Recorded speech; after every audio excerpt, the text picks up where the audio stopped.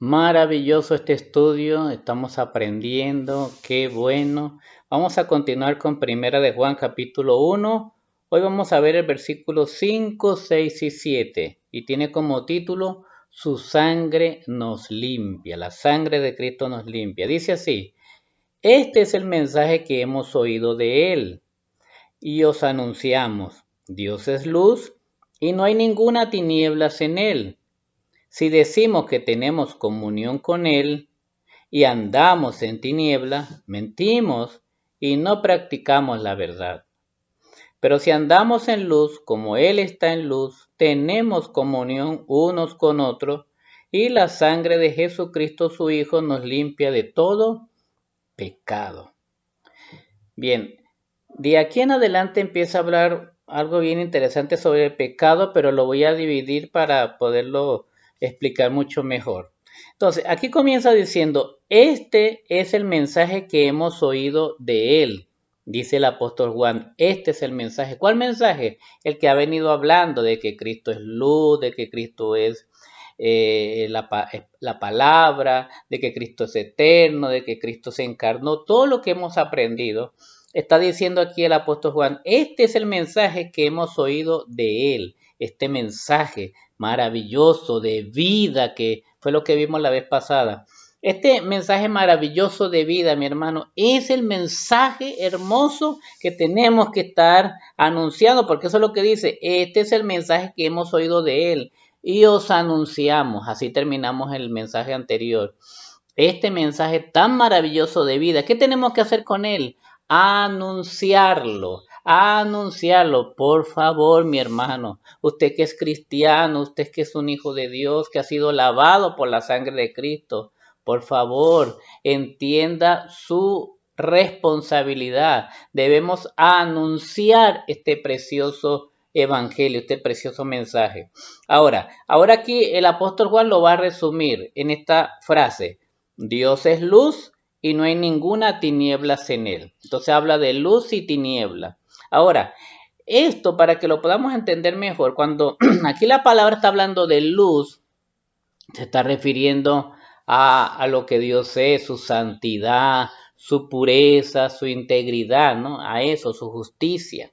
Pero cuando habla de tiniebla, pues habla de lo contrario, del pecado, la maldad, el engaño, todo eso, entonces está hablando. Entonces, para que entendamos mejor, cuando aquí está hablando Dios es luz, es decir, Dios es santo, puro, íntegro, justo. Y por lo tanto no hay ninguna tiniebla en él, ninguna, mi hermano, no hay ninguna tiniebla en Dios. Dios es una luz extraordinaria, maravillosa. Sigue diciendo, si decimos que tenemos comunión con Él, y aquí hay una palabra que muchos se confunden porque no saben qué es lo que significa, es la palabra comunión. Muchos creen que la palabra comunión aquí, que aparece dos veces en estos tres versículos que acabo de leer, esta palabra comunión muchos piensan que significa compañerismo. Y realmente esta palabra en este contexto no significa compañerismo. La palabra comunión aquí significa común unión, una unión común. Es decir, nosotros los cristianos tenemos algo que nos une, una unión común que nos une y se llama Jesucristo. Es decir, todos nosotros estamos unidos a Cristo. Todos los que somos cristianos, los que decimos ser cristianos, estamos unidos a Cristo, somos uno con Cristo. Y déjenme explicárselo mejor con este texto que está en 1 Corintios capítulo 6, versos 15 al 17. Mire lo que dice. ¿No sabéis que vuestros cuerpos son miembros de Cristo? ¿Quitaré pues los miembros de Cristo y los haré miembros de una ramera? De ningún modo. ¿O no sabéis que el que se une con una ramera es un cuerpo con ella? Porque dice, los dos serán una sola carne, pero el que se une al Señor, un espíritu es con él.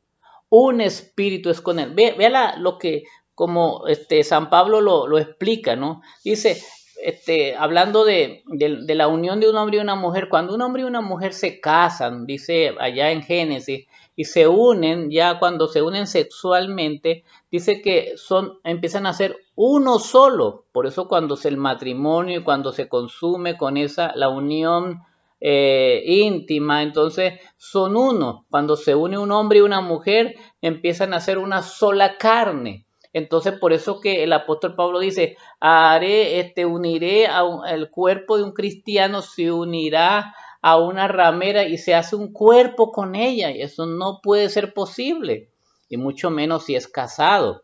Entonces, él dice, cuando una persona se une con una ramera, un cuerpo es con ella. De la misma manera, cuando un cristiano, una persona se une a Cristo, un espíritu es con él. ¿Ve lo maravilloso? Un espíritu, somos uno en Cristo. Hay una fusión, digámoslo de esa manera. Somos uno en Cristo. Somos un mismo espíritu. Esto es maravilloso. O sea, yo no sé, yo no comprendo eso. No me diga que se lo explique porque no lo entiendo, pero nos volvemos uno. Un espíritu somos con Dios. Somos uno solo. Maravilloso esto. Entonces, aquí la palabra comunión significa eso. Nos hacemos uno con Cristo. Aquí está diciendo, si decimos que tenemos comunión con Él, o sea, si decimos que somos cristianos, si decimos que hemos nacido de nuevo, si decimos que nos hemos convertido, si decimos que tenemos vida eterna, si decimos que somos una nueva criatura en Cristo, en fin, si decimos que somos de Cristo, que somos hijos de Dios, entonces a eso que se está refiriendo cuando dice, si decimos que tenemos comunión con Él, porque somos uno con Él, mi hermano. Entonces, de esa manera vamos a poder entender mejor el pasaje. Dice, si decimos que tenemos comunión con Él, es decir, si somos uno con Cristo y andamos en tiniebla, ya aprendimos eso, o sea, si andamos en pecado, en falsedad, en engaño, en pecado, entonces está diciendo, si decimos que somos cristianos, pero estamos andando en pecado, entonces dice, mentimos, estamos mintiendo, porque una persona que dice ser cristiana no peca, y si peca es, bueno, una casualidad, y entonces esa persona se arrepiente y hace todo el esfuerzo de no volverlo a hacer. Entonces, una persona dice, si decimos que somos cristianos, que somos uno con Cristo, si tenemos esa unión con Cristo, pero andamos en pecado, mentimos y no estamos practicando realmente la verdad. Entonces, estamos claros en eso, mi hermano. Entonces, mira ahora lo que dice el versículo 7, bien interesante. Pero, esta palabra pero va a aparecer muchas veces en esta carta. Es un contraste, está hablando entonces de que si decimos que somos cristianos, pero estamos en pecado, estamos andando en pecado, estamos haciendo cosas que no debe, entonces somos unos mentirosos. O sea, no es porque digamos yo soy cristiano, yo soy evangélico, yo repetí una oración. No, olvídese, eso no demuestra que somos cristianos. Por sus frutos los conoceréis, dice la palabra. Por su fruto. No todo el que me dice Señor, Señor, entrará en el reino de los cielos, sino el que hace la voluntad de mi Padre. Entonces, si decimos que somos cristianos, pero estamos pecando, entonces somos unos mentirosos. Somos unos mentirosos y no estamos practicando la verdad. Pero, si andamos en luz, ya lo aprendimos también, si andamos en santidad, en pureza, en integridad, en justicia, ve, si andamos en luz, como Él está en luz, oiga, esto es bien interesante. Si decimos que andamos en luz, que andamos en santidad, en pureza, en integridad, así como Él también anda en pureza, Él es puro, santo, íntegro, ¿ve? Si nosotros andamos de la misma manera que anduvo Jesús, en santidad, en pureza, en integridad, ¿ves? Somos uno en Cristo, siguiendo sus pasos, haciendo lo mismo que Cristo hacía. Si somos uno en Cristo, entonces dice, vuelvo y leo el versículo 7, pero si andamos en luz como Él también está en luz, tenemos comunión unos con otros. No está diciendo, aquí no habla de compañerismo, ya lo aprendimos, no. Entonces está diciendo, tenemos comunión unos con otros, es decir, todos nosotros estamos en la misma condición en unidad con Cristo. Todos estamos unidos a Cristo. Todos los que andamos en luz, así como Cristo anda en luz, entonces tenemos comunión los unos con los otros. Es decir, que todos nosotros estamos en la misma condición de unidad con Cristo. Somos uno en Cristo, somos cristianos, somos hijos de Dios. Y entonces mira el resultado tan maravilloso. Y la sangre de Jesucristo, su Hijo, nos limpia de todo pecado.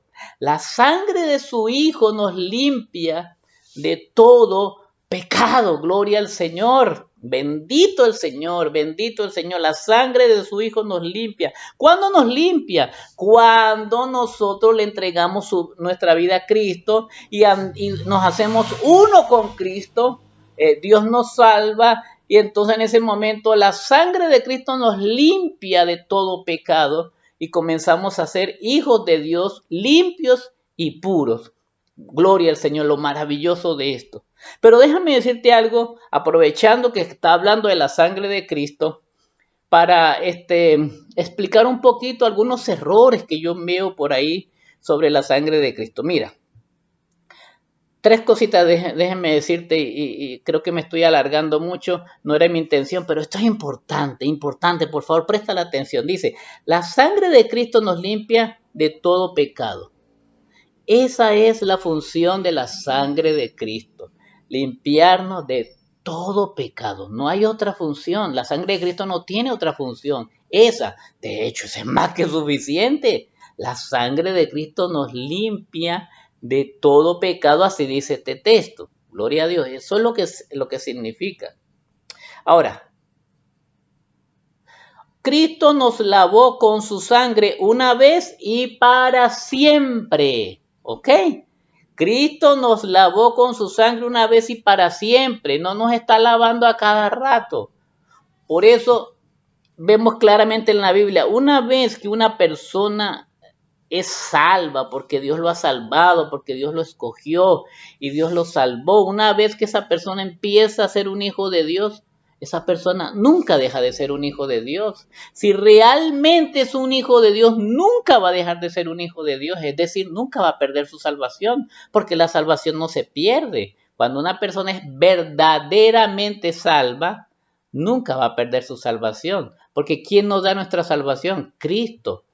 Y el único que nos las puede quitar es Él, pero Él promete que nunca nos las va a quitar, que nadie nos va a arrebatar de su mano. Entonces, Cristo nos lavó con su sangre una vez y para siempre. En el momento de la conversión, nos lavó con su sangre y fuimos completamente libres, completamente. Entonces, eso tiene que estar muy, pero muy claro en nosotros. Ahora, déjame leerte este pasaje de Hebreos capítulo 7, versos 26 y 27. Dice así, porque tal sumo sacerdote nos convenía, santo, inocente, sin mancha, apartado de los pecadores, y hecho más sublime que los cielos, que no tiene necesidad cada día, como aquellos sumos sacerdotes, de ofrecer primero sacrificios por sus propios pecados, y luego por los del pueblo, porque esto lo hizo una vez para siempre, ofreciéndose a sí mismo. Yo a veces escucho personas que entonces que se descarrilan, que vuelven y se reconcilian y no, hermano, eso no existe. Hermano, un creyente verdadero no se descarrila porque es un creyente verdadero, entonces va a permanecer. Puede ser que se desanime, puede ser que caiga en pecado, pero esa persona se va a levantar y va a seguir adelante. Pero que deje de congregarse, y que diga, ya no soy cristiano. No, eso es imposible. Entonces eso significa que esa persona nunca fue cristiana. Nunca fue cristiana entonces esa persona. Entonces, mi hermano, dice aquí, entonces, la única vez que somos rociados con la sangre de Cristo es cuando nos convertimos. Ya no necesitamos de más, ya estamos limpios. Como Jesús le dijo a Pedro cuando le lavó los pies, dice, si pueden ir allá a Juan capítulo 13, entonces Jesús le iba a lavar los pies a Pedro. Pedro le dijo, no me vas a lavar los pies nunca, ¿cómo se le ocurre? Y Jesús le dijo, si no te dejas lavar los pies, no tienes parte conmigo. Entonces Pedro le dijo, claro, Señor, si es así, lávame todo el cuerpo entonces. Jesús le dijo, no, Señor, si tú ya estás limpio, solamente necesitas que se te laven los pies. Eso significa que cuando una vez que venimos a Cristo, Cristo nos limpió completamente. Y a medida que va la vida cristiana, a veces pecamos, entonces es como si nos ensuciáramos los pies, entonces en ese momento Cristo nos lava, nos limpia y somos perdonados, pero ya fuimos ya lavados completamente, no necesitamos que nos vuelvan a lavar. Mira esto es importante, el único objetivo de la sangre de Cristo es limpiarnos de nuestros pecados, el único objetivo. ¿Por qué lo digo? Porque hay personas, yo escucho que hay personas orando y diciendo, yo me cubro con la sangre de Cristo, van a salir y yo me cubro con la sangre de Cristo. No es necesario hacer eso. El día, si eres realmente un cristiano, el día que le entregaste tu vida a Cristo, el día que naciste de nuevo y hubo en ti una conversión genuina, un genuino arrepentimiento, ese día Cristo te lavó con su sangre y no necesitas más. O sea, a veces la gente cree que porque diga la palabra mágica como ábrete sésamo, entonces no. Tú puedes decir lo que sea, pero si de verdad le entregaste tu vida a Cristo, el día que te convertiste, Dios te lavó. Ya no tiene necesidad que tengas que decir, me lavo con la sangre de Cristo o me cubro con la sangre de Cristo. Entonces estás dando a entender que no eres creyente, que todavía no eres cristiano, que todavía Cristo no te ha cubierto con su sangre. Eso es lo que estás dando a entender. Entonces, por favor, seamos muy sabios. Tenemos el Espíritu Santo que nos ha dado entendimiento. Entonces, ¿qué es lo que significa? Ya estamos limpios, no necesitamos que cúbreme con tu sangre. Y gente que a veces se le olvida decir eso y le pasa algo, ay, porque no me cubrí con la sangre de Cristo. No, cosas que pasan en la vida, eso es todo. No necesitas estar diciendo, me cubro con su sangre, porque ya, si eres cristiano, ya estás cubierto con la sangre de Cristo. Ahora, la sangre de Cristo solamente es para limpiar pecados, para más nada. Yo escucho personas que dicen, yo cubro mi casa con la sangre de Cristo, hasta el carro, hasta el perro lo están cubriendo con la sangre de Cristo.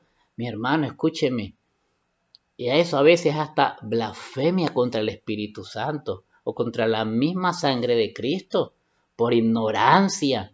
A veces llegamos a cosas ridículas, como acabo de decir, y que al perro, cubro hasta el perro con la sangre de Cristo. Por favor, Cristo no murió por un animal, Cristo murió por la iglesia, Cristo murió por ti, tú que eres creyente, Cristo murió para limpiarte de todos tus pecados.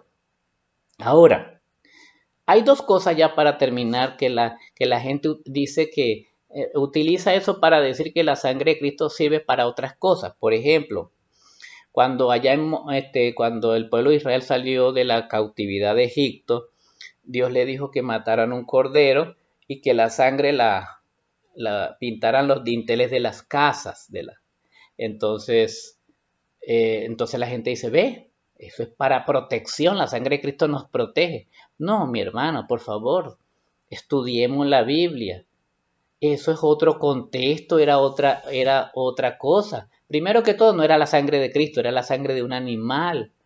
Entonces, esa sangre en ese momento no era para perdonar pecados.